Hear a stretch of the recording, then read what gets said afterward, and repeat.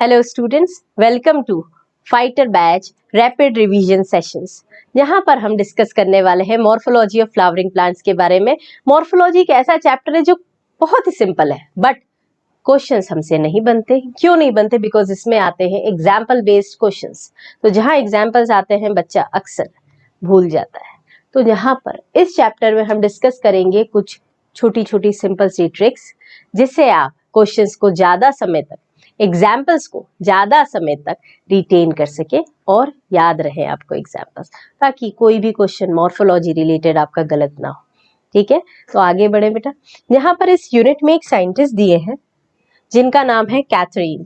Catherine का contribution अगर हम देखें, सो कर्ली टॉप वायरस जो स्प्रेड होता है through plant through food conducting of phloem tissue, इसके बारे में इन्होंने रिसर्चेस किया था। कैथरीन की बात करें तो इनका मेन कंट्रीब्यूशन कहाँ रहा?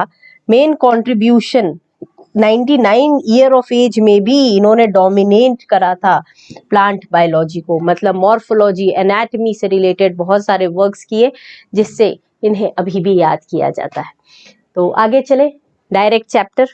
देखो, इस चैप्टर के पहले जो चैप्टर हमने पढ़े हैं, मतलब एनसीईआरटी के सीक्वेंस में अगर अपन देखें, तो यहाँ पर क्लासिफिकेशन ऑफ प्लांट्स को डिस्कस किया है। अब क्लासिफाई करते हो तो सबसे पहले तो ऑब्जर्वेबल कैरेक्टर्स देखते हो ना, जो आपको बाहर से दिखाई देते हैं। तो बाहर से जो कैरेक्टर्स दिखाई देगा वो बेसिकली ज्यादा डाइवर्सिटी किसमें मिलेगी आपको? जो फ्लावरिंग प्लांट्स है। तो मॉर्फोलॉजी में हम देख रहे हैं एक्सटर्नल फीचर्स। अब यहाँ पर आपको कुछ ऐसे फीचर्स दिख रहे हैं कि जितनी भी कंडीशन है, we also need to know about the possible variations in the different parts. मतलब कुछ ऐसे वेरिएशंस आ रहे हैं जिनके कारण से जो प्लांट है वो अपने अंदर ऐसे अडेप्टेशंस लाना चाह रहा है कि एडवर्स कंडीशन में भी वो सरवाइव कर सके। तो हम उनके बारे में बात करने वाले हैं, जो अलग अलग हैबिटेट्स में होता है, प्रोटेक्शन के लिए, क्लाइंबिंग के लिए, स्टोरेज में। तो ये सारी चीजें किस में डिस्कस होंगी? प्लांट मॉर्फोलॉजी में। ठीक है, अब यहाँ पर आपको एक फ्लावरिंग प्लांट का डायग्राम दिख रहा है। इस डायग्राम में आप देख सकते हो कि दो सिस्टम्स हम बात करते हैं, एक शूट सिस्टम है, एक रूट सिस्टम है ना। ये अंडरग्राउंड पार्ट है, ये अंडरग्राउंड पार्ट है रूट सिस्टम। शूट सिस्टम है अबव ग्राउंड, या फिर आप बोल सकते हो एरियल पार्ट। ठीक है, तो अब यहाँ पर आपको लेबलिंग दिख रही है, ये पूरा एक स्टेम हो गया, ये रूट्स हो गई। रूट्स में भी जो रूट सिस्टम है उसमें प्राइमरी रूट हो गया, सेकेंडरी रूट हो गया। शूट सिस्टम में आप देख सकते हो मेन स्टेम। अब इस मेन स्टेम के ऊपर नोड्स थे। अब उस नोड से निकले क्या है? या तो ब्रांचेस अराइज हो रही हैं, या फिर आपको लीव्स अराइज होती हुई दिख रही है। यहाँ पर दो नोड के बीच के डिस्टेंस को बोला जाता है इंटर नोड। फ्रूट कैसे बनेगा? फ्रूट बनता है फ्लावर से। तो यहाँ पर फ्लावर्स भी बताए हैं और फ्रूट की लोकेशन भी बताई है। ये है आपका main photosynthetic part, that is leaf. ठीक है, तो बहुत बचपन से ऐसे डायग्राम्स आप अक्सर देखते आए हैं। So if you pull out any weed, you will see that all of them have root, stem and leaves. आपने अगर एक वीट भी निकाल लिया ना, जो अनवांटेड प्लांट्स है, उनमें भी आपको ये सारी चीजें मिलेंगी। They may be bearing flowers and fruits. The underground part of the flowering plant is the root system, जबकि जो पोर्शन above ground है उसको आप क्या बोलते हैं? shoot system। ठीक, नेक्स्ट रूट की बात करें। देखो, जब एक एम्ब्रियो जर्मिनेट होता है, सीड जर्मिनेट होगा, उसमें एम्ब्रियो है, एम्ब्रियो में प्लीम्यूल वाला पोर्शन क्या बनाएगा? Shoot system. रेडिकल वाला पोर्शन क्या बनाएगा? Root system. तो यहाँ पर बात कर रहे हैं मेनी डाइकोटिलिडनस प्लांट। देखो, ये दे रहा है आपको, ये टैप रूट बना के दी है, टैप रूट बता रहा है डाइकोट प्लांट्स में, जिसमें ये मेन रूट्स हो गई और फिर लेटरल्स हो गए। टैप मतलब होता है tapering, narrow. So in majority of the dicotyledonous plant, the direct elongation of the radicle leads to the formation of primary root बन गया, which grows inside the soil। और साथ में क्या क्या है उसमें? lateral roots, जिसमें several orders आ जाते हैं, primary, secondary, tertiary, इस तरीके से branching होती है। The primary root and its branches constitute the tap root system. यहाँ पर आपको दिखाई दे रहा है और एग्जाम्पल बहुत इंपॉर्टेंट है। यहाँ पर दिख रहा है टैप रूट किसमें मिल रही है, मस्टर्ड का एग्जाम्पल दिया है। तो लो एग्जाम्पल चालू हो गए शुरुआत की स्लाइड से ही। तो टैप रूट का एग्जाम्पल क्या आ जाएगा, मस्टर्ड। ठीक, नेक्स्ट मोनोकॉट्स में अगर हम बात करें तो मोनोकॉट्स में आपको दिखाई दे रहा है primary root is short lived, बहुत कम समय के लिए रहती है, short lived and is replaced by a number of large roots, बहुत सारी जड़ें आ जाती हैं, ये दिख रहा है तुमको। These roots originate from the base, कहाँ से आई, बेस ऑफ द स्टेम से, स्टेम के बेस से, and constitute the fibrous root system. Example दिखा रहा है वीट प्लांट। तो फाइब्रस रूट सिस्टम का एग्जाम्पल क्या दिख रहा है तुमको, वीट प्लांट, ठीक है, जो बेस में से आती है। नेक्स्ट आ गया एडवेंटिशियस। अब एडवेंटिशियस में याद रखें जैसे कि ग्रासेस, मॉन्स्टेरा, बैनियन, है ना। तो अभी तक कितने सारे एग्जाम्पल्स कर चुके हो आप। टैप रूट सिस्टम का एग्जाम्पल पढ़ा था मस्टर्ड, फाइब्रस रूट सिस्टम में अपन ने पढ़ा था क्या, वीट, और एडवेंटिशियस का एग्जाम्पल हम देख रहे हैं ग्रास, मॉन्स्टेरा, बैनियन। ये कहाँ से निकल रहे हैं, root arise from parts other than radicle, और इसी को हम बोलते हैं adventitious roots. The main function of the root system, main function देखो, ये फंक्शन चालू हो गए यहाँ से। Main function of the root system क्या है, absorption of water and minerals. Main function हो गया absorption of water and minerals.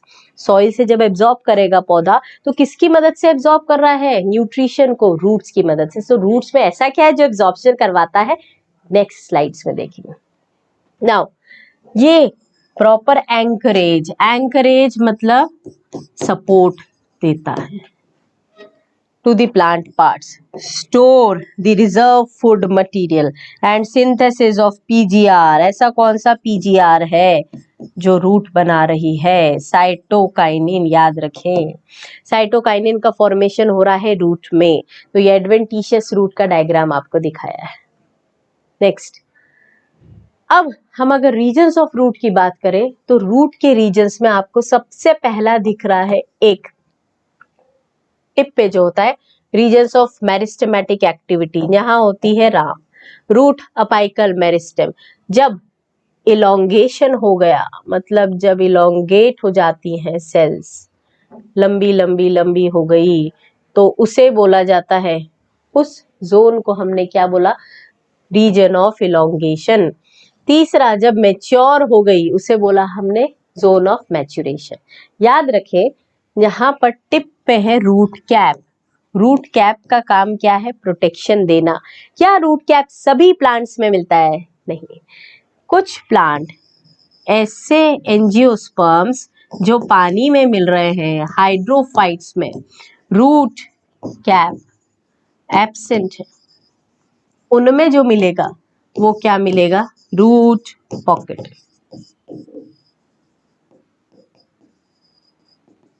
क्या मिलेगा, रूट पॉकेट, ठीक है। हाइड्रोफाइट्स में रूट कैप एब्सेंट है।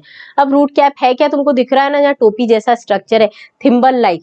टेलर्स होते हैं ना, प्रोफेशनल टेलर्स अपनी फिंगर के प्रोटेक्शन के लिए thimble like pointed structure wear करते हैं। तो यहाँ बताया है ये अपेक्स पे है, थिम्बल लाइक है, रूट कैप।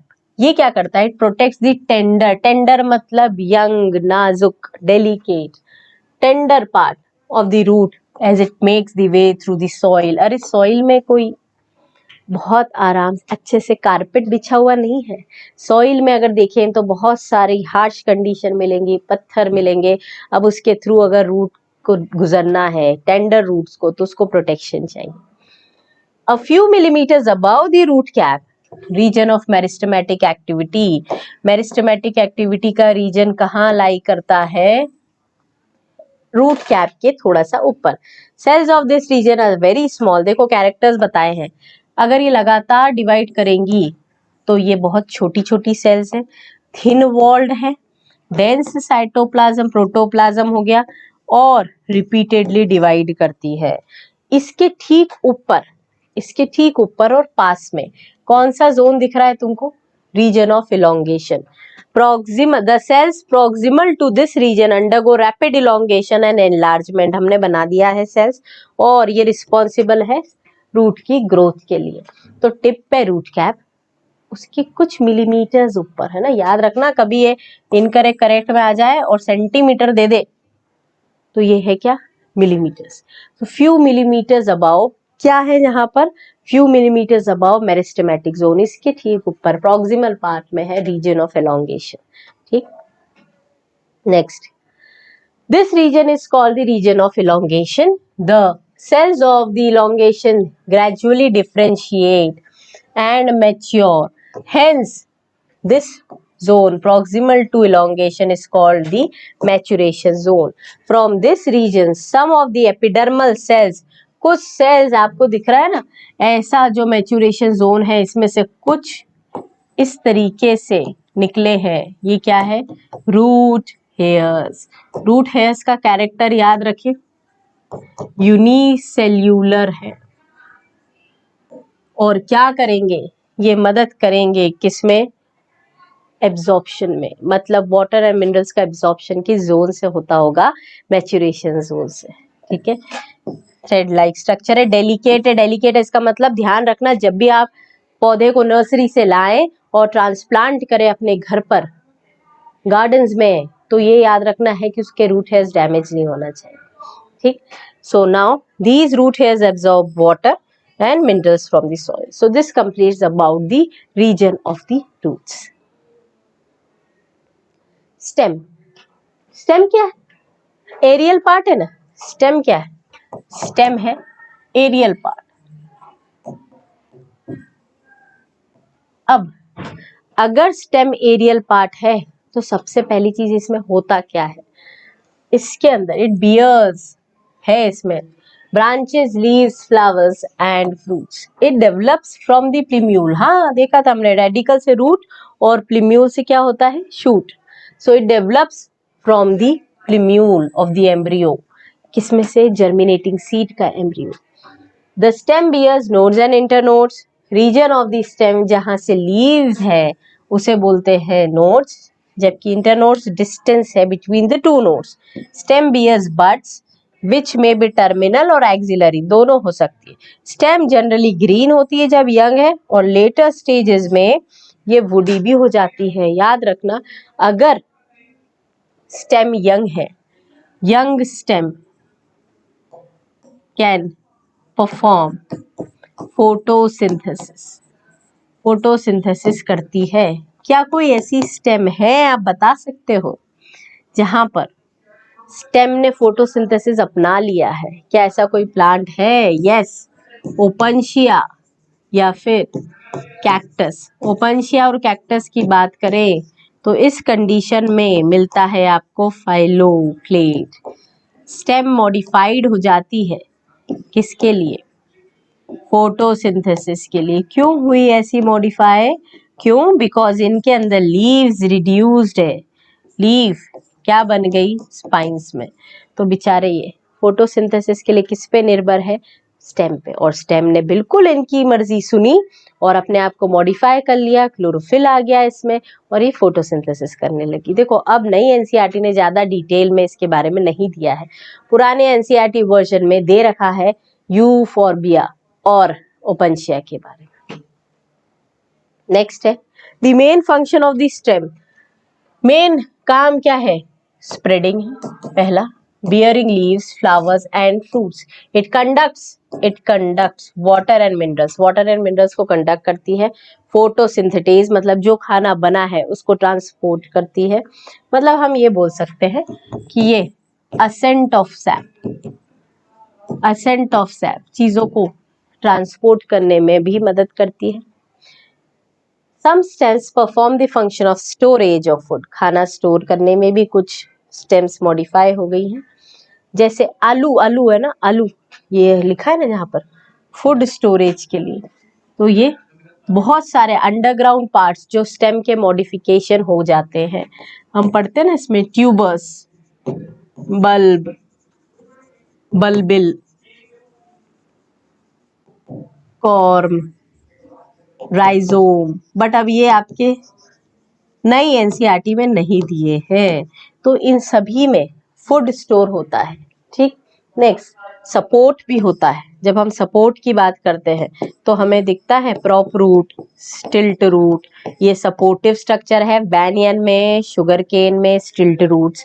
प्रोटेक्शन, प्रोटेक्शन की बात करें तो प्रोटेक्शन में आ जाते हैं thorns of bougainvillea, citrus rose and of the vegetative propagation, मतलब सकर, स्टोलॉन, रनर्स, ये सब ही फंक्शंस हैं। ठीक है, पर अब तो नए वर्जन एनसीईआरटी के इन सब चीजों को हटा दिया है। Leaf, leaf is a lateral generally flattened structure born on the stem।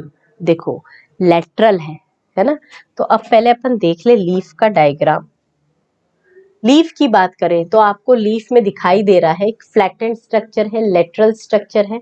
ये होता कैसा है, देखो लीफ की बात करते हैं तो लीफ में अपन एनाटॉमी में देखेंगे डॉर्सी वेंट्रल भी होती है और आइसोबायलैटरल, मतलब जैसे ये मेन स्टेम है तो इसके ऐसे एक्सिस पे भी होती है और इस तरीके से भी होती है डाइकॉट्स में, है ना। तो यहाँ लीफ लेटरल है, जनरली फ्लैटेंड स्ट्रक्चर है, born on the stem, stem के ऊपर है। It develops at the node and bears a bud in its axis. क्या होता है इसमें, it bears a bud in its axis. The axillary bud later develops into a branch. जो axillary bud है वो किसमें डेवलप हो रहा है, ब्रांच में। Leaves originate from the shoot apical meristem and are arranged in the acropetal। याद रखें, अब ये क्या है, acropetal, acropetal order. Acropetal order मतलब क्या होता है, फॉर एग्जाम्पल देखो जो भी नई चीज है वो टूवर्ड्स द अपेक्स आएगी, है ना। पुरानी पत्तियां ऐसी बड़े साइज से बता रही हूँ, ये थोड़ी सी यंग है और यंग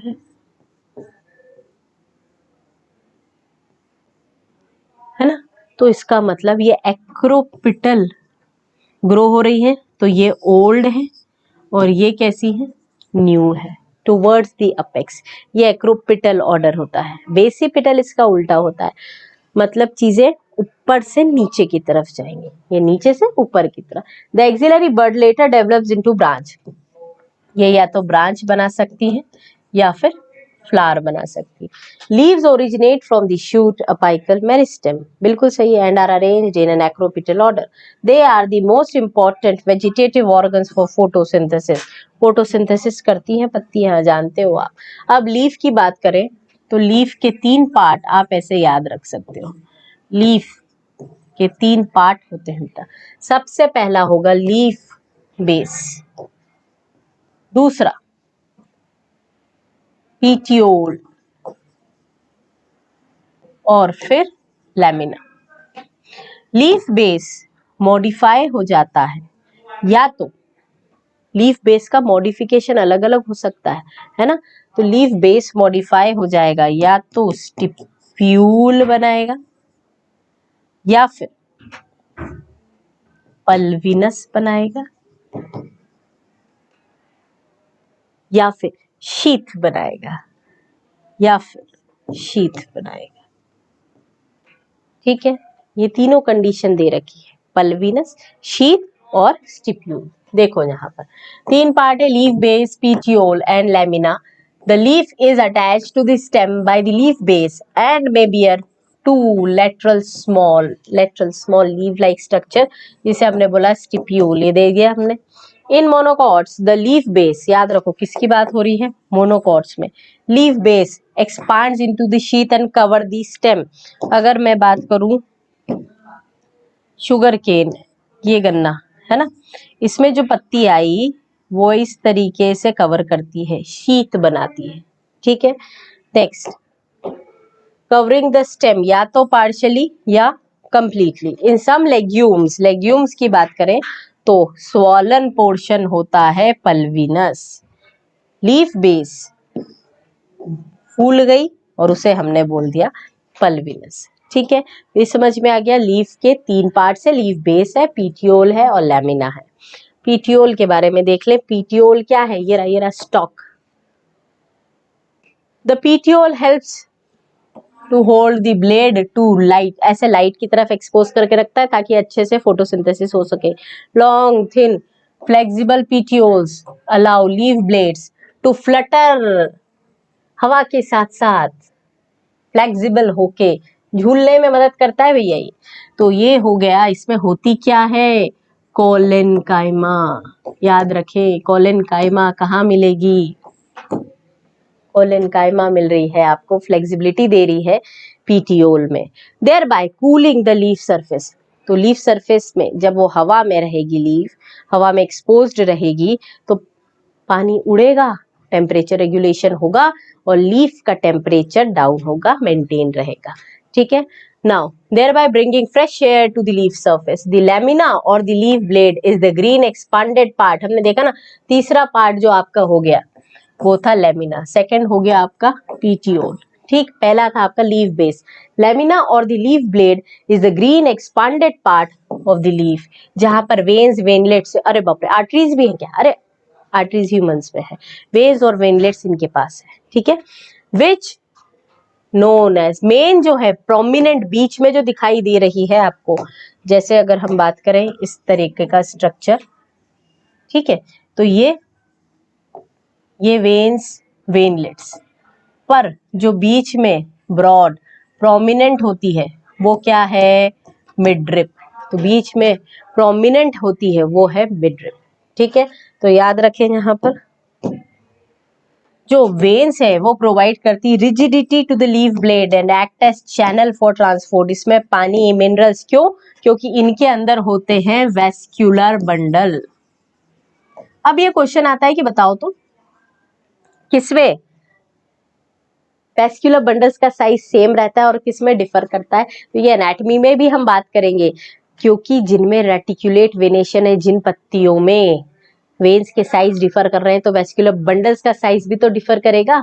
तो ये हो जाएगा आपका वेस्क्यूलर बंडल्स का साइज किसमें डिफर करेगा, रेटिकुलेट वेनेशन, मतलब जो डाइकॉट्स में मिलते हैं, रेटिकुलेट। और अगर हम बात करें पैरेलल वेनेशन, तो पैरेलल वेनेशन किस में मिलता है, किसका फीचर है पैरेलल वेनेशन, मोनोकॉट्स का।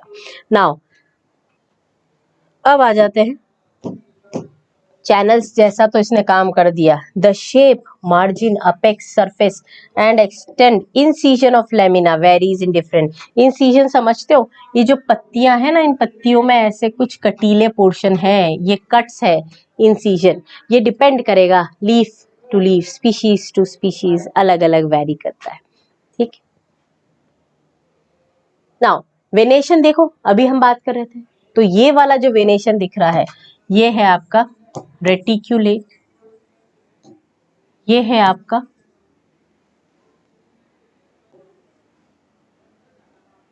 पैरेलल। रेटिकुलेट वेनेशन डाइकॉट्स में देखा जाता है, पैरेलल वेनेशन मोनोकॉट्स में देखा जाता है। कुछ एक्सेप्शंस हैं हमारे, यहाँ पर वेनेशन है क्या बेटा, definition, the arrangement of the veins and the veinlets in the lamina of the leaf is termed as venation. Venation बोला आपने इसको, जब वेनलेट्स फॉर्म अ नेटवर्क, जाल बना लेते हैं, तो जाल को बोलते हैं रेटिक्यूलेटर, एंडोप्लाज्मिक रेटिक्यूलम। तो रेटिक्यूलेशन मतलब क्या होता है, जाल। It is termed as reticulation. When the veins run parallel, अगर ये पैरेलल है तो इसे हम बोलेंगे parallel venation. Leaves of dicot plant generally possess reticulate, generally बोलता है मतलब नॉट ऑल डाइकॉट्स, आई बात समझ में।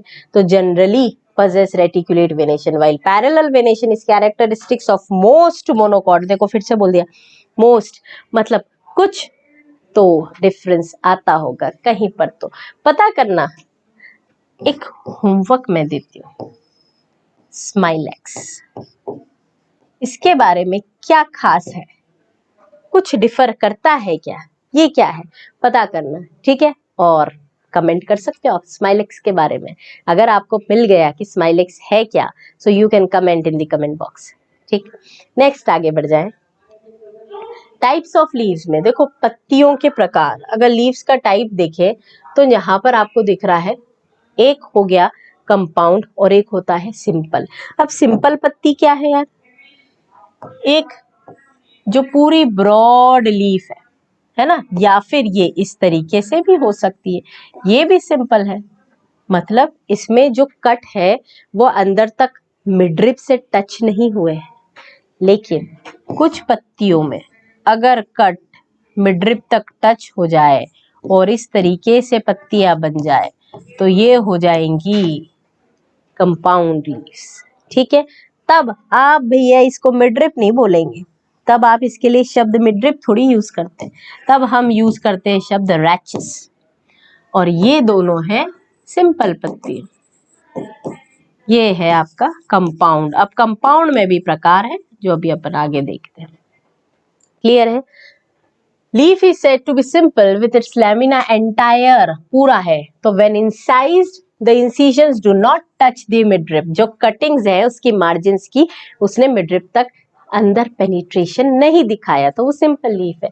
When the incisions of the lamina reach up to the midrib, और तोड़ दिया उसको पत्ती को छोटी छोटी लीफलेट्स में, the leaf is called the compound leaf. A bud is present at the axis of petiole, both simple and compound leaf. हाँ देखो, यहाँ पर बड मिलेगा, इधर ये सिंपल लीव्स में भी मिलेगा और यहाँ भी मिलेगा।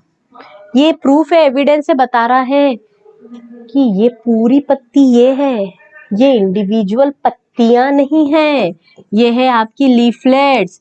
अगर ये इंडिविजुअल पत्तियां होती तो इनके अपने अपने एक्सिस पे भी आपको बड मिलता। यही बोल रही है एनसीईआरटी।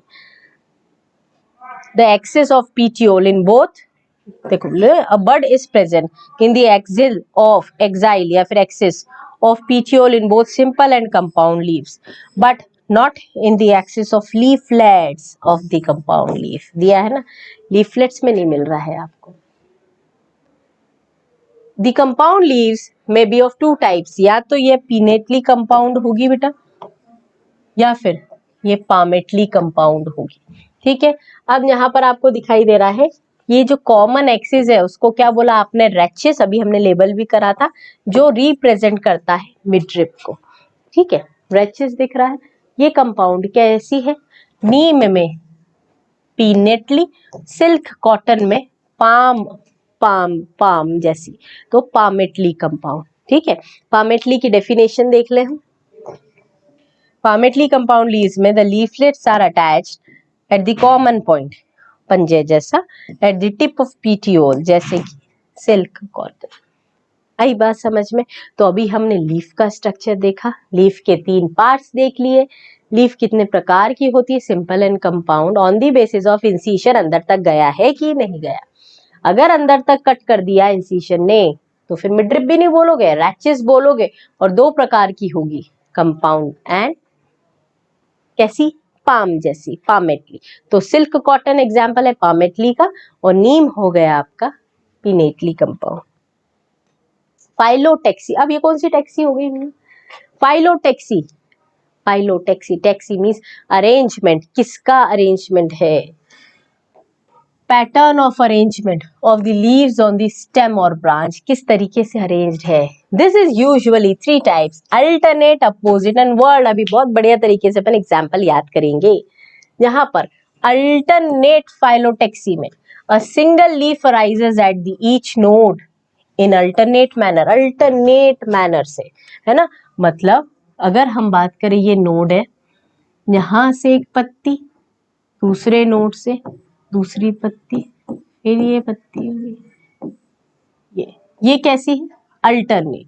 मतलब एक नोड से सिर्फ एक ही लीफ अराइज हो रही है, सिंगल नोड, सिंगल लीफ। अगर ये हो गया पहला, पर अगर कुछ ऐसा हो कि पत्ती बोला नहीं मैं अकेली नहीं रहूंगी, बोले ठीक है एक साथी और दे देते हैं, ये हो गए। तो ये कैसा दिख रहा है आपको? अपोजिट दिख रहा है, तो ये हो गया अपोजिट। अपोजिट में कैसा है कि 1 नोड 2 लीफ, 2 पत्ती, 1 नोड 2 लीफ। ठीक, तो यहां पर बता रहा है एग्जाम्पल्स दे रखे हैं। अल्टरनेट टाइप ऑफ फाइलोटॉक्सी का एग्जाम्पल्स क्या मिल जाएगा? China rose, mustard, sunflower. Examples अभी याद करेंगे ट्रिक के साथ। अपोजिट टाइप में पेयर ऑफ लीव्स अराइज हो रही है ईच नोड पे और अपोजिट लाई कर रही है। Calotropis and guava. If more than 2 leaves arise at one node, अगर एक ही पे है और गुच्छा बन गया और उसे वर्ल्ड बोला, वर्ल्ड्स होते ना इन सर्कल, जैसे एल्स्टोनिया। अब कंफ्यूजन हो जाता है एग्जाम्पल कैसे याद करें, ठीक है? तो यहाँ पर एग्जाम्पल की ट्रिक अपन लिख लेते हैं। सबसे पहला अल्टरनेट, देखो यार यहां पर आपको दिख रहा है अल्टरनेट कौन सा है? China rose. इसके अलावा भी दिए हैं एग्जाम्पल्स, तो ये है आपका अल्टरनेट। नीचे लिखा होता है पर एग्जाम्पल में अगर साथ में हम लिख ले तो ज्यादा बेटर रहता है।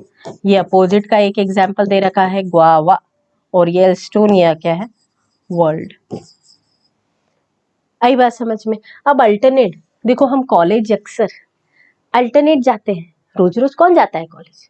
वाह मैम, बड़ी अच्छी सीख दे रहे हो आप। नहीं, सीख नहीं दे रही हूँ, मैं बता रही हूँ कि ट्रेंड में क्या रहता है ना? तो अब अल्टरनेट कॉलेज जाते हैं, कॉलेज से करा एमएससी, है ना? अब MSC, M M M M M mustard.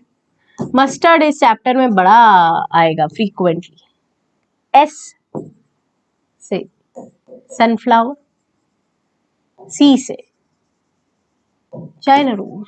अच्छा, एमएससी ये है क्या मतलब? अच्छा देखना एग्जाम्पल पिछली स्लाइड में देखो, अल्टरनेट फाइलोटैक्सी का एग्जाम्पल यहाँ पर चाइना रोज, मस्टर्ड, सनफ्लावर, है ना? वही लिखा है हमने। नेक्स्ट, अब देख ले कौन सी? अपोजिट। यार मुझे बताओ डीएनए का स्ट्रक्चर जब आप पढ़ते हो तो डीएनए के स्ट्रक्चर में अपोजिटली कुछ नाइट्रोजनस बेसेस देखी है। क्या देखी है? जी ट्रिपल बॉन्ड बनाती है सी से, तो अपोजिट फाइलोटैक्सी में जी क्या है? गुआवा, और सी क्या है? कैलोट्रोपिस। सही है क्या? देख ले यहाँ पर दिख रहा है कैलोट्रोपिस एंड गुआवा अपोजिट का, और सिंगल का तो आपको याद रह गई एल्स्टोनिया, ठीक है? Inflorescence, what is inflorescence? यार स्टेम पढ़ लिया, रूट पढ़ लिया, पर जिसका कैरेक्टरिस्टिक फीचर है फ्लावर, उस फ्लावर के बारे में, उस फ्लावर का अरेंजमेंट के बारे में हम देखेंगे, दैट इज इनफ्लोरेसेंस। तो यहाँ पर बताया है a flower is modified shoot, पता है हमको, where the shoot apical meristem change हो गई किसमें? फ्लोरल मेरिस्टेम में। मतलब हमको ये समझ में आ गया कि जो शूट अपाइकल मेरिस्टेम थी वो बदल गई किसमें? फ्लोरल मेरिस्टेम में। मतलब अब इसको फंक्शन क्या करना है? रिप्रोडक्शन। ये क्या करने वाला है? रिप्रोडक्शन। फ्लावर आ गया ना भैया। Internodes do not elongate and the axis gets condensed. कुछ कंडेंसेशन पढ़ा था क्या? हाँ पढ़ते हैं, सेल डिवीजन में पढ़ते हैं, क्रोमेटिन गेट्स कंडेंस्ड। यहाँ पर इंटरनोड्स लंबे नहीं हुए, ने बोला नहीं बस बहुत हो गया ना यार, वेजिटेटिव ग्रोथ कितनी करोगे आप, अब रिप्रोडक्शन की बारी है। तो रिप्रोडक्शन के लिए क्या चाहिए? फ्लावर चाहिए। तो अब उसने कंडेंस हो गया, एक्सेस कंडेंस्ड हो गया, वहां पर आ गया फ्लावर। द अपेक्स टिप मतलब produces different kinds of the floral appendages laterally at successive nodes instead of each leaves. मतलब सक्सेसिव नोड्स पे अलग अलग फ्लोरल अपेंडेजेस जो कवर करने वाले फ्लावर को वो आने लगेंगे, पत्तियां नहीं आएंगी, फ्लोरल अपेंडेजेस आएंगे।